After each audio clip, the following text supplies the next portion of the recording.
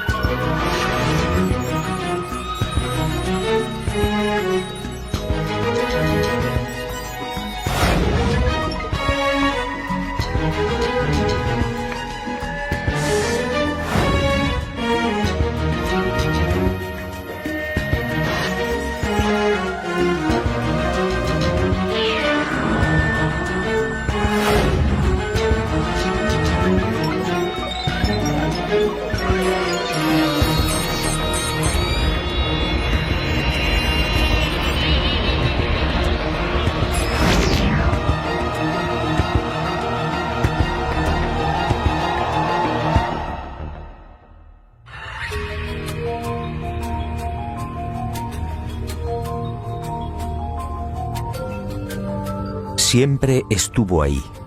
El hombre primitivo alzó también la vista hacia ella y sintió curiosidad.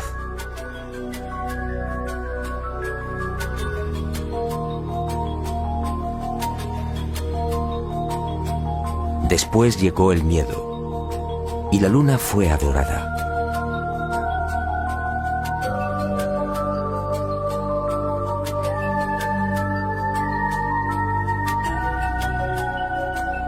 Más adelante los seres humanos la convirtieron en un sueño, a veces bello, a veces terrorífico. Y el satélite natural de la Tierra se convirtió en emblema de lo utópico, de lo inalcanzable.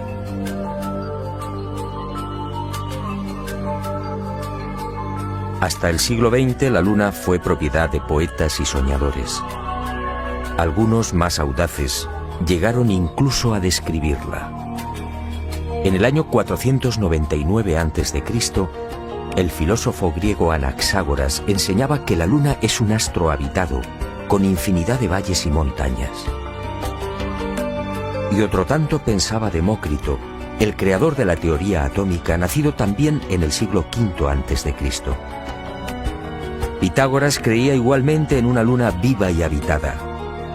Y su discípulo Filolao iría más allá, asegurando que nuestro satélite natural se hallaba habitado por seres 15 veces más grandes que los humanos. Y acertó al afirmar que el día lunar equivale a 15 días terrestres. Después llegaron los libros. Plutarco, en el siglo I de nuestra era, describe la Luna como una segunda Tierra. Y con los libros, los viajes. Fue hacia el año 160 después de Cristo cuando el griego Luciano de Samosata escribe el primer viaje a la Luna. En su obra Historia verdadera, una tromba de agua arrastra un barco hasta la superficie lunar. Ariosto, en el Orlando Furioso, asegura que la Luna es un gran valle en el que se encuentra todo lo que hemos perdido en la Tierra: riquezas, coronas, honor y esperanza.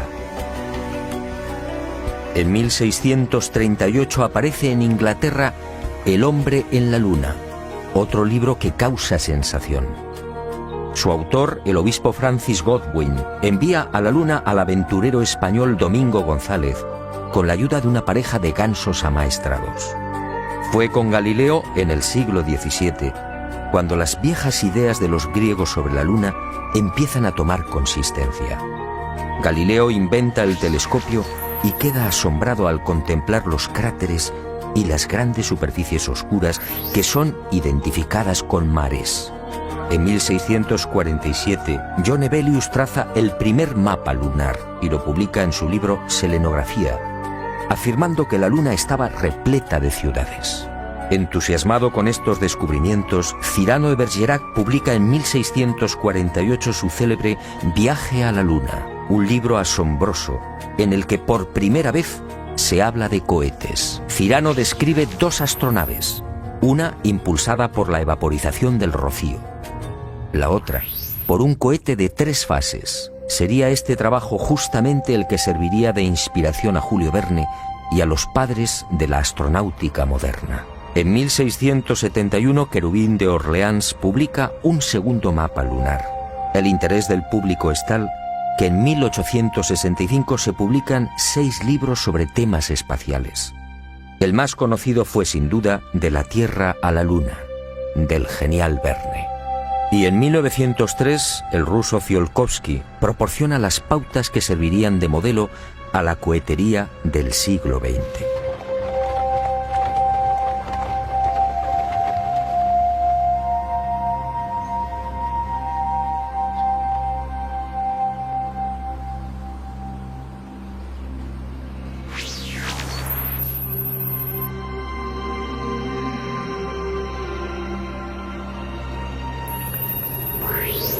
Antes de entrar de lleno en las claves de esta historia, permítame un apunte que guarda estrecha relación con lo que quiero contarle. Sígame de nuevo y guárdelo en su memoria.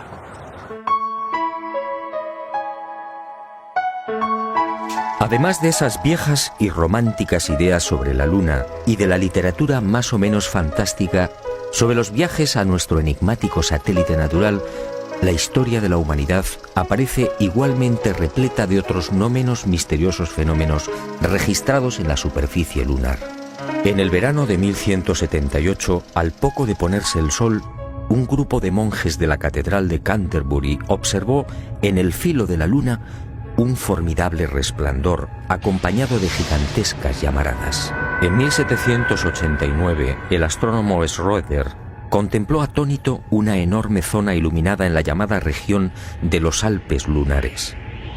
A lo largo de ese año, otros observadores dieron fe de la presencia en la superficie de la Luna de increíbles y desconcertantes luces que se movían entre mares y cráteres. En 1820, el también astrónomo François Arago publicó en los Anales de Química y Física el relato de otra asombrosa observación. Durante un eclipse, toda una formación de luces evolucionó sobre la Luna, manteniendo el orden de vuelo durante los virajes. En 1843, el mencionado astrónomo alemán Johann Schroeder asistió a otro fenómeno para el que tampoco se ha encontrado explicación. Al observar el cráter Linné en el Mar de la Tranquilidad, el científico comprobó algo desconcertante. El citado cráter de unos 7 kilómetros de diámetro cambiaba regularmente de forma. Poco después, para asombro de la comunidad científica, el cráter en cuestión desapareció por completo. ¿Qué había ocurrido? En 1971, Apolo 15 sobrevoló la zona y fotografió Linné. El desconcierto de los astrónomos fue total. El cráter Linné solo tenía 2.700 metros de diámetro y estaba allí. En 1877, el astrónomo inglés Klein fue testigo de otras intensas y rápidas luces que se dirigieron al centro del cráter Platón. Una vez en la caldera, las luces se reunieron formando un triángulo. En 1950, el Dr. Wilkins era testigo de otro suceso aparentemente imposible. En el centro del cráter Aristarchus se encendió de pronto una gran luz, iluminando una amplia región lunar. Grandes llamaradas en la superficie de la Luna, luces en formación.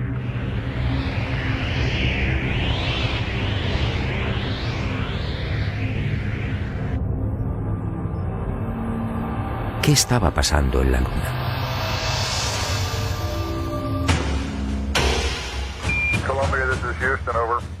Y en julio de 1969, al fin, el ser humano cumplió su viejo y añorado sueño. El Apolo 11 se posaba en el Mar de la Tranquilidad.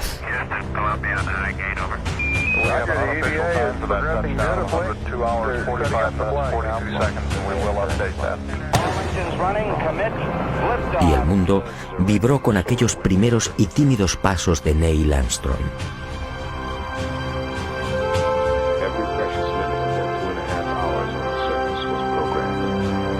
Pero el mundo, una vez más, fue engañado.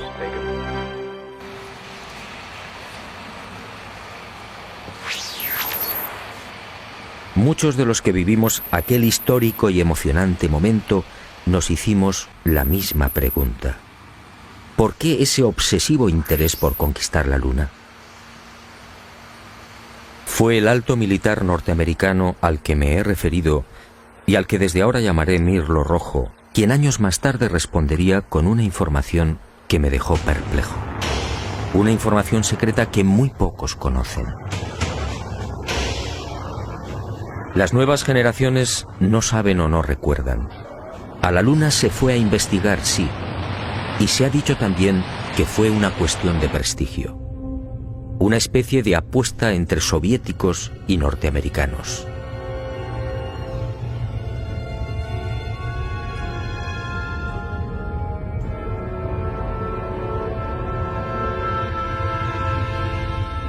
Pero hubo algo más.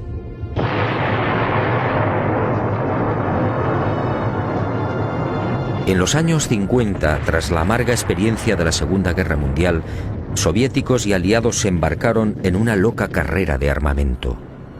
Aquel periodo fue conocido como Guerra Fría. Una peligrosa etapa en la que llegaron a fabricarse 15.000 bombas nucleares y 9.000 misiles intercontinentales. Y de pronto soviéticos y occidentales experimentaron un brusco giro.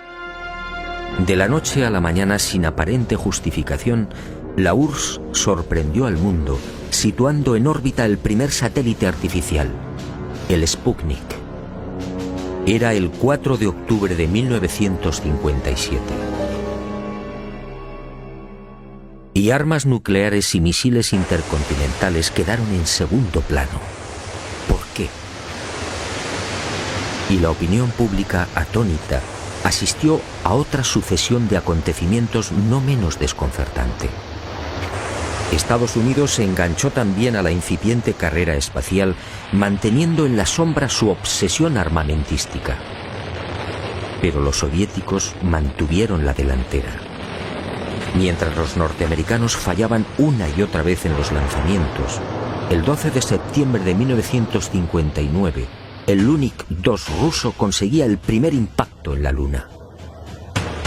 Poco después, el Lunik 3 enviaba las primeras imágenes de la cara oculta. Y el mundo siguió preguntándose, ¿qué ocurría? ¿Por qué este obsesivo interés por conquistar el espacio y sobre todo la Luna? Pero soviéticos y norteamericanos siguieron guardando silencio sobre sus auténticos intereses. Los humillados norteamericanos recibirían el golpe de gracia el 12 de abril de 1961. Ese día el cosmonauta Yuri Gagarin se convirtió en el primer ser humano que orbitaba la Tierra. Y el mundo, en especial la nación norteamericana, fue sorprendido de nuevo. 44 días después de la hazaña de Gagarin, el presidente Kennedy compareció ante el Congreso, comprometiéndose a lavar el honor del país. En aquella oportunidad, un Kennedy firme y sereno asombró al mundo.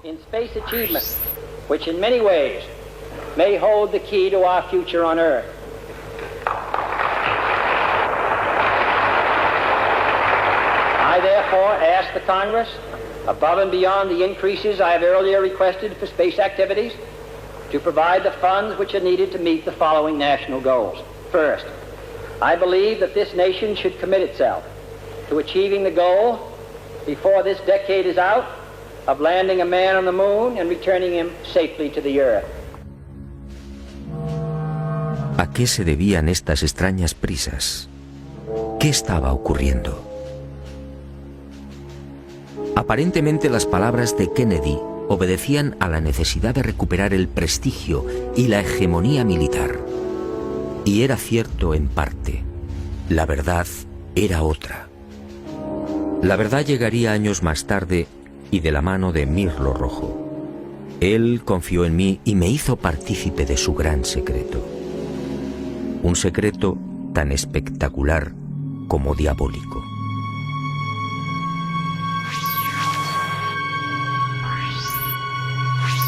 Soviéticos y aliados mintieron a la hora de justificar aquella loca carrera espacial.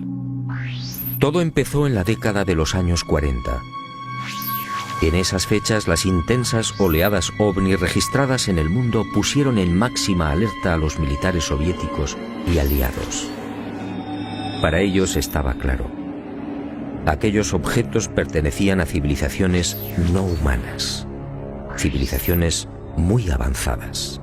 El mundo nunca lo supo. Aquellos miles de avistamientos fueron la gran razón que impulsó a los militares al referido y brusco giro en la carrera armamentística, y concibieron la necesidad de fortalecer los sistemas defensivos, concediendo absoluta prioridad al espacio. Los militares no eran ajenos a los extraños fenómenos luminosos que se registraban en la Luna y que venían reportando los astrónomos.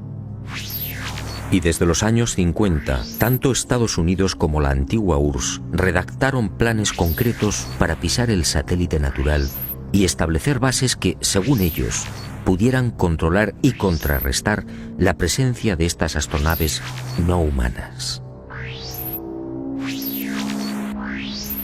Horizon fue uno de estos proyectos diseñado en secreto por el Pentágono.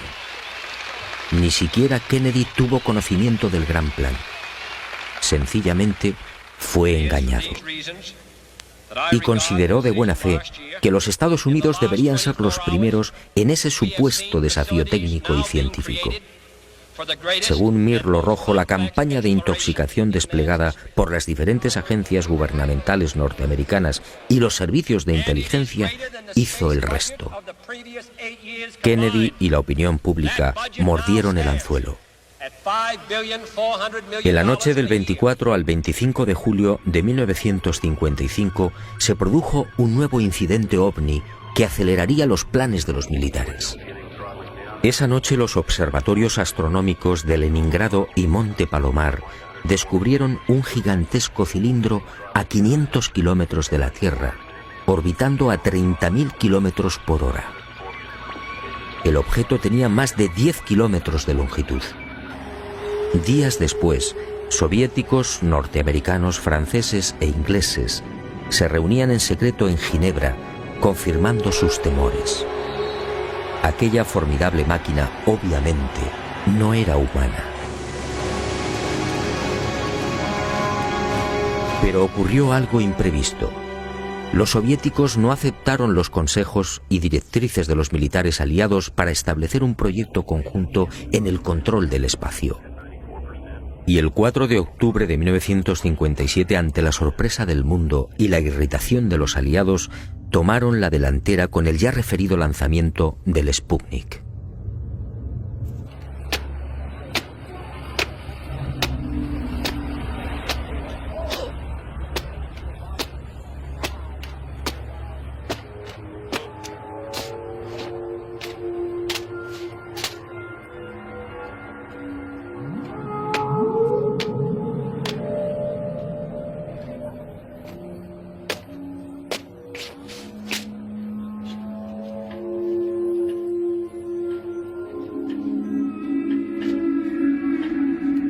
Y durante una década, entre 1957 y 1968, los militares norteamericanos y soviéticos fueron confirmando lo que ya sabían o imaginaban, y mucho más. En ese periodo fueron lanzadas más de 20 sondas automáticas que se estrellaron en la Luna o alunizaron suavemente.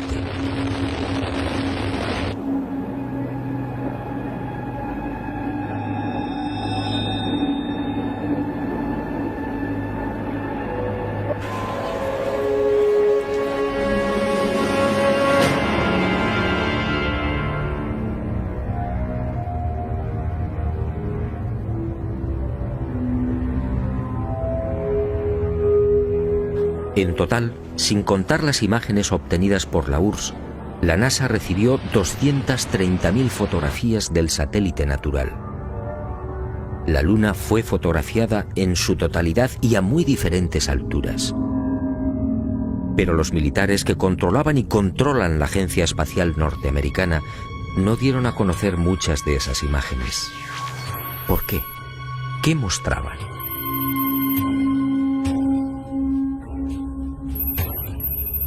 Cuando Mirlo Rojo me entregó algunas de estas fotografías quedé desconcertado.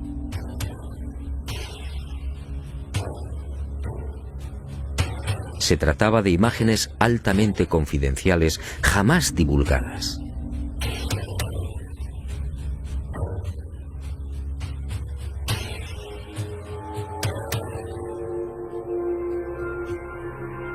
En una de ellas, tomada por la sonda Orbiter 2 en noviembre de 1966, se aprecian dos muros o carreteras paralelos de 27 kilómetros de longitud. Cada una de estas construcciones totalmente artificiales tiene una anchura aproximada de 450 metros.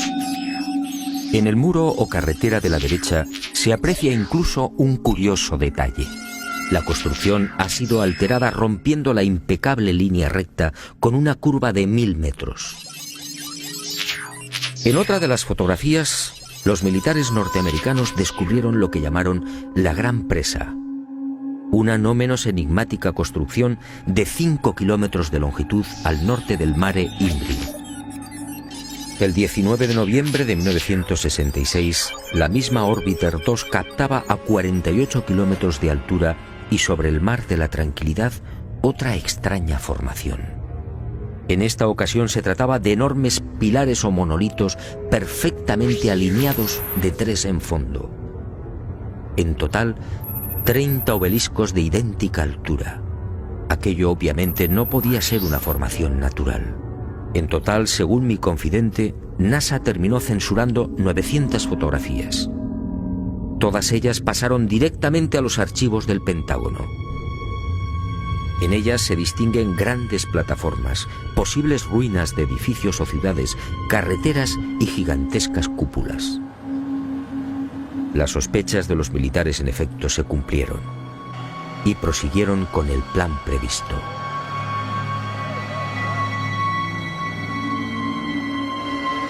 Civilinamente, los servicios de inteligencia militar norteamericanos se cubrieron las espaldas en previsión de una hipotética fuga de información. Para ello, utilizando a NASA como pantalla, propiciaron la redacción de un informe que los eximiera moral y jurídicamente de cualquier responsabilidad en caso de ocultamiento.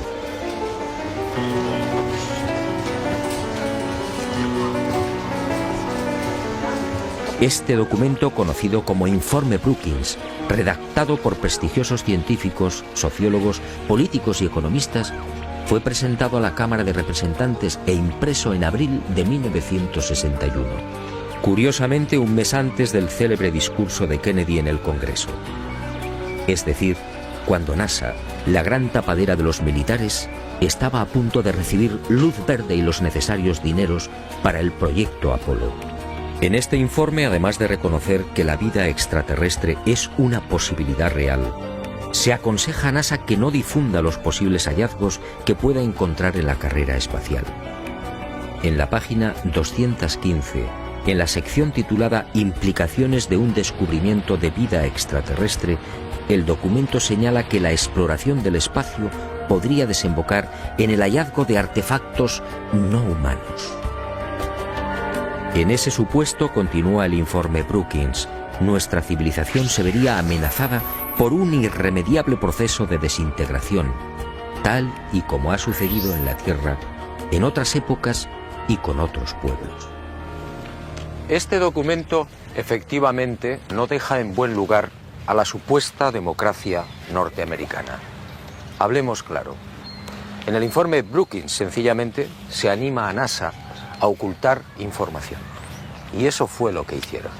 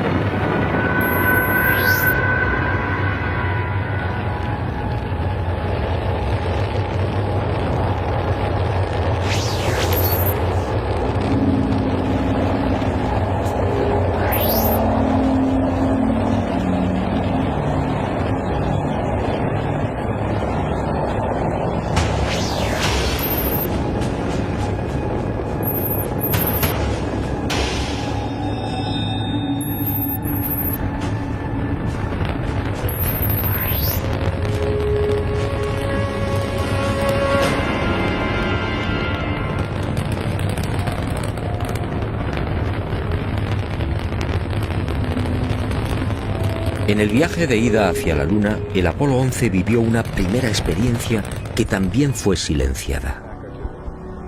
Cuando se hallaba a 200.000 kilómetros de la Tierra, un extraño y gigantesco objeto apareció en las proximidades de la nave. Los astronautas lo describieron como una formidable L, algo similar a una maleta abierta, aunque en ocasiones cambiaba de forma, adoptando la figura de un cilindro. La noticia se filtró a la prensa, pero NASA, fiel a su consigna de ocultamiento, zanjó el asunto con una explicación tan absurda como insostenible. Lo observado por el Apolo 11 solo era el sobrealimentador del cohete Saturno IV. Absurdo, sí, porque en esos momentos la referida fase del cohete se encontraba a 10.800 kilómetros del Apolo. Pero las mentiras de NASA apenas habían empezado. A casi 380.000 kilómetros de la Tierra, muy cerca ya de la superficie lunar, el Apolo descubrió otras luces que volaban en formación.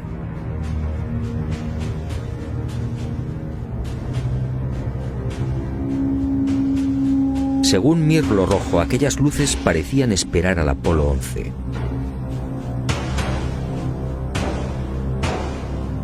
Eran muy brillantes y volaban en perfecta formación.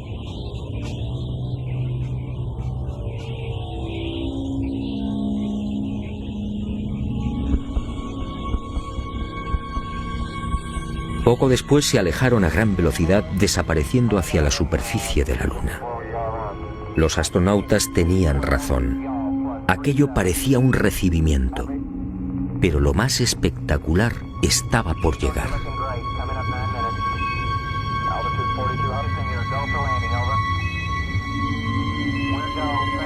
Armstrong y Aldrin descendieron finalmente. Su compañero Collins permaneció en órbita lunar a 110 kilómetros de altura.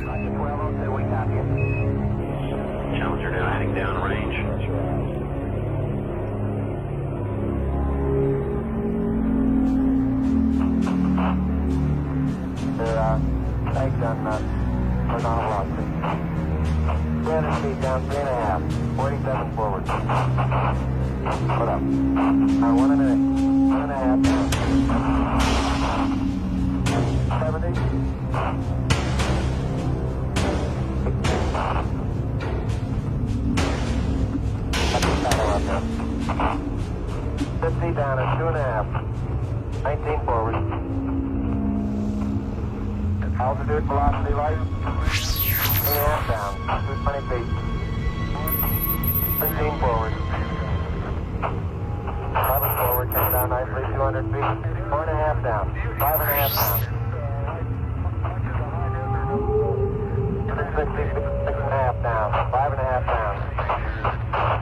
forward. Good. 20 feet. 100 feet, 3.5 down, 9 forward. 5%. 75.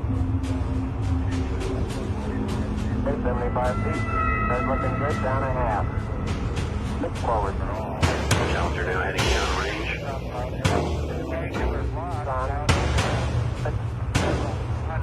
Y al poco de aquel histórico alunizaje, Armstrong y Aldrin volvieron a sobresaltarse. La frecuencia cardíaca se disparó hasta 150 y 160 latidos por minuto. Las palabras de Armstrong, atropelladas, dejaron perplejos a los técnicos de Houston.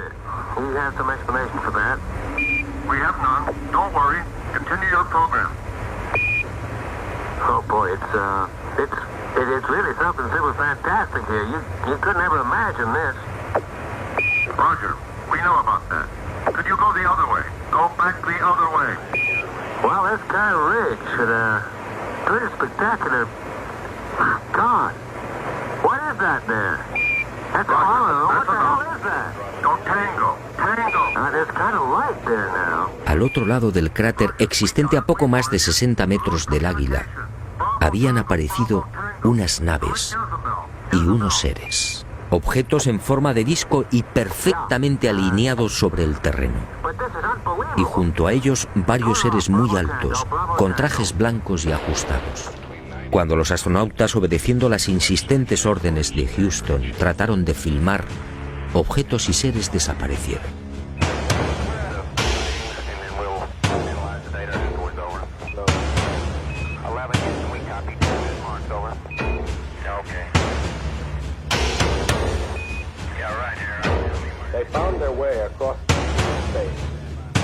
Y llegó el momento culminante, el verdadero objetivo de Apolo 11, la secreta razón que impulsó a los militares a conquistar la Luna.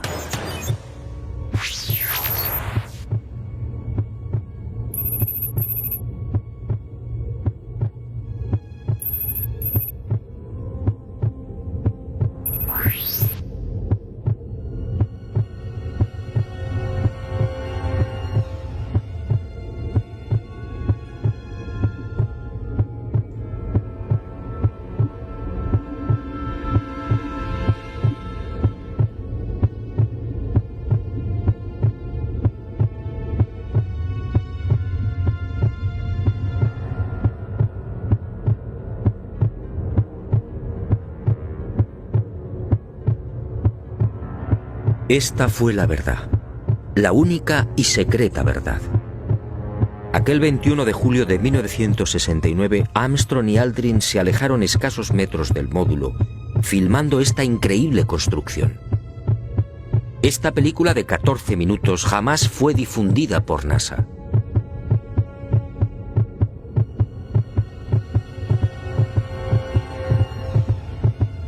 Mirlo Rojo fue uno de los pocos norteamericanos que tuvo acceso a ella. A escasos metros, sí, del Águila. Y no fue casualidad. Todo estaba minuciosamente programado.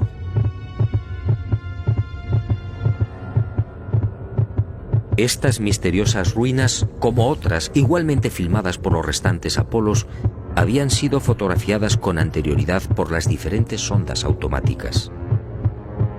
Una de ellas, la Surveyor 5, lanzada el 8 de septiembre de 1967, fue decisiva. Alunizó en el Mar de la Tranquilidad, muy cerca de esta construcción, enviando 19.000 fotografías.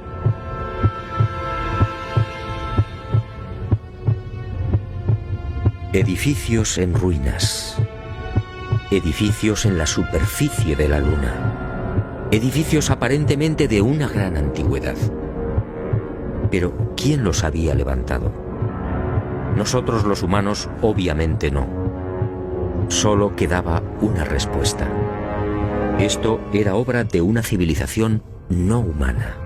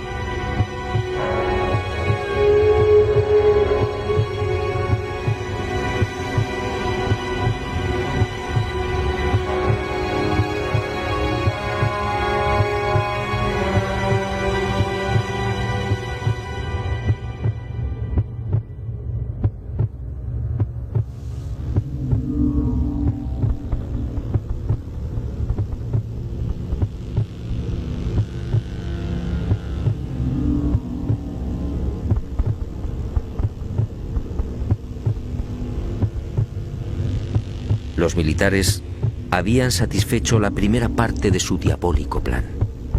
Ahora quedaba la segunda.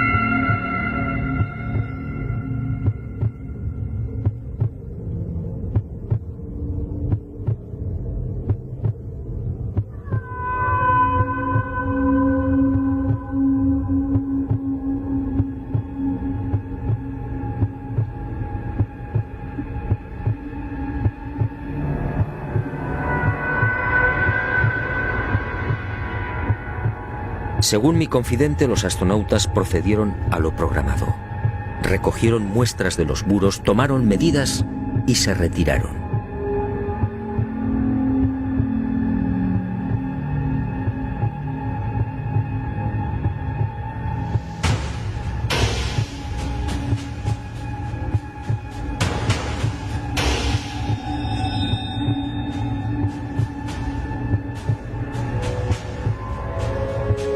La insólita construcción, muy parecida a un hangar, medía 60 metros de longitud con una altura máxima en los muros de 9 metros.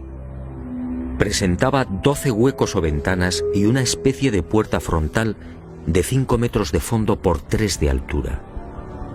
Según los análisis practicados en la Tierra, el material con el que había sido construido era similar al de la superficie lunar. Un 60% de los átomos era oxígeno, con un 0.01% del peso constituido por hidrógeno.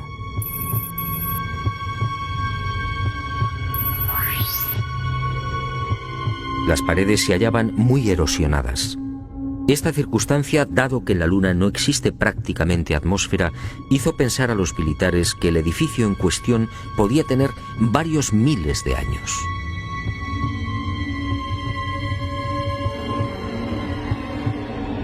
La secreta excursión de Armstrong y Aldrin a este hangar y naturalmente los 14 minutos de película jamás fueron difundidos por NASA.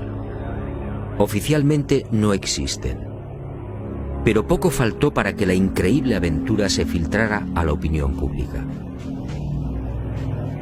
Todo se debió a un error de NASA que permitió la publicación en aquel 21 de julio de una escueta e incomprensible noticia. En un teletipo que dio la vuelta al mundo se afirmaba textualmente: el corazón del astronauta Neil Armstrong alcanzó las 160 pulsaciones por minuto al finalizar hoy su paseo lunar, mientras se hallaba trabajando en la dura operación del cargamento de muestras de rocas y suelo lunar. El hecho pasó prácticamente desapercibido, pero algunos con toda razón se preguntaron ¿cómo era posible que Armstrong sufriera semejante aceleración cardíaca en el más que inofensivo y cómodo transporte de rocas lunares? En el delicado descenso del Águila, la frecuencia cardíaca de Armstrong llegó a 156 pulsaciones por minuto. Ahí sí estaba justificada la fuerte alteración del astronauta. En la carga de rocas, en cambio, no tenía sentido. Armstrong, de 39 años de edad, había llevado a cabo 78 misiones de combate en Corea. Había volado más de 200 modelos de aviones y tenía fama por su extraordinaria frialdad y nervios de acero. ¿Por qué iba a experimentar hasta 160 pulsaciones en la recogida de muestras lunares? La absurda noticia divulgada por Charles Berry, médico de los astronautas, no tuvo en cuenta además otro pequeño gran detalle que invalidó la forzada explicación oficial. Durante las 3 horas que duró el paseo lunar, Armstrong y Aldrin recogieron un total de 25 kilos de rocas. Dado que en la superficie de la Luna existe una gravedad 6 veces menor que la de la Tierra, el peso real de las rocas fue de 4 kilos. 4 kilos repartidos entre 2 astronautas y en diferentes momentos de la excursión lunar. La versión de NASA efectivamente no era creíble.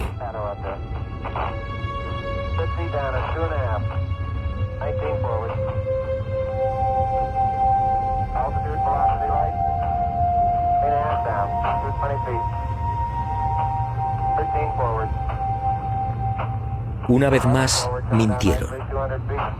No fue el insignificante peso de las rocas lo que precipitó el corazón de Armstrong.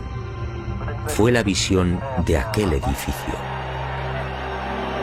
A pesar de su excelente preparación física y mental, el astronauta, consciente de la trascendencia de lo que tenía delante, no pudo evitar la lógica e intensa emoción. Y otro tanto sucedió con Aldrin. Pero la frecuencia cardíaca de este último no fue registrada porque los circuitos electrónicos del traje espacial no se hallaban conectados a la consola que recibía la información biomédica.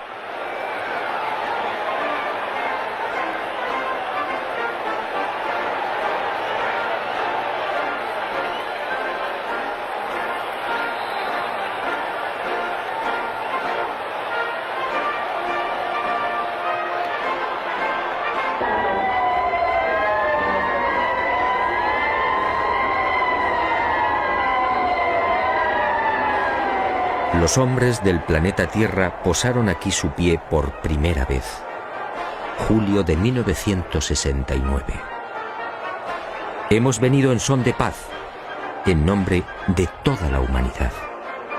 Así reza el texto de la placa dejada por Apolo 11 en una de las patas del Águila, el módulo lunar que supuestamente todavía sigue en la Luna. ¿En son de paz? Nueva mentira de NASA y de sus propietarios, los militares norteamericanos.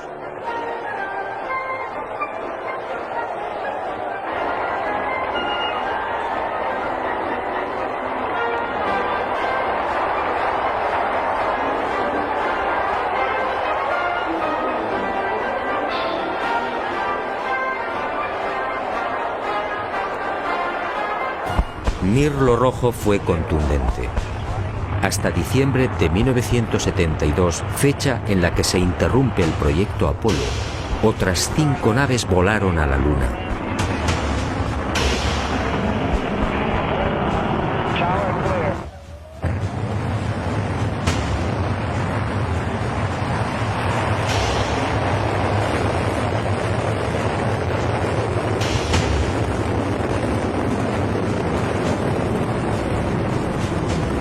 Y volvieron a filmar construcciones. Después, esas edificaciones fueron bombardeadas y destruidas. Y existe la fundada sospecha de que Estados Unidos utilizó armas tácticas nucleares contaminando la Luna.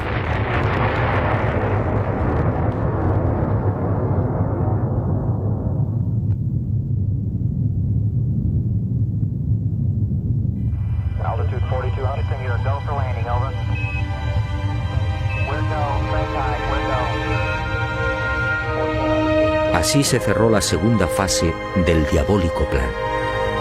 Los militares norteamericanos no lo consintieron. Esas estructuras podían provocar el caos en la Tierra. Eso dijeron.